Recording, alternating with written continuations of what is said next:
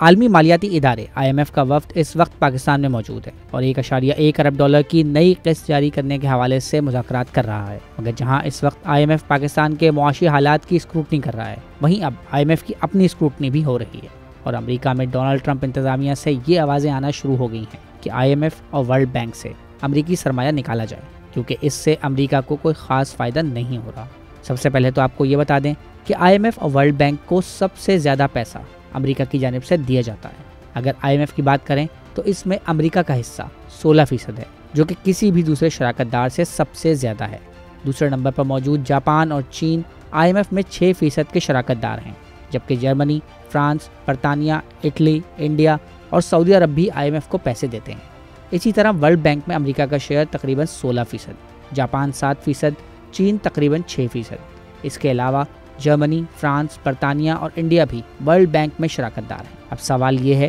کہ اگر امریکہ اپنا پیسہ IMF اور ورلڈ بینک سے نکال لے تو کیا ہوگا؟ تو ماہرین اس کے جواب میں کہتے ہیں کہ ابتدائی طور پر تو یہ ایک بہت بڑا دھچکا ہوگا اور IMF اور ورلڈ بینک کے کئی آپریشنز متاثر ہو سکتے ہیں، مگر دوسری طرف ماہرین یہ بھی سمجھتے ہیں کہ اس طرح امریکہ عالمی مالیاتی نظام کو اپنے مطابق چلانے کی صلاحیت بھی کھو سکتا ہے، جو وہ ان 16% شیئر کے ساتھ بآسانی کر لیتا ہے۔ مگر سوال یہ ہے کہ امریکہ کی IMF سے نکلنے کی شرلی آخر کہاں سے چھوڑی گئی؟ تو اس کا جواب امریکی صدر کا 4 فروری کا وہ ایگزیکٹو آرڈر ہے جس کے تحت 180 روز میں تمام عالمی معاہدوں اور اداروں میں امریکہ کی موجودگی کے حوالے سے نظر ثانی کی جائے گی۔ ان کا یہ قدم ان کے انتخابی منشور میں شامل پروجیکٹ 2025 کے آئینہ دار ہے، جس کے تحت وہ IMF اور ورلڈ بینک کو ایک ایسا مڈل مین سمجھتے ہیں جس کے ذریعے امریکہ کے پیسے دوسرے ممالک تک پہنچتے پہنچتے کئی گنا کم ہو جاتے ہیں۔ ماہرین کہتے ہیں کہ اگر ڈونلڈ ٹرمپ نے یہ قدم اٹھایا تو وہ امریکہ کے لیے نقصان دہ بھی ہو سکتا ہے، کیونکہ IMF، ورلڈ بینک اور امریکی اسٹیٹ اور ٹریجری ڈپارٹمنٹس کے درمیان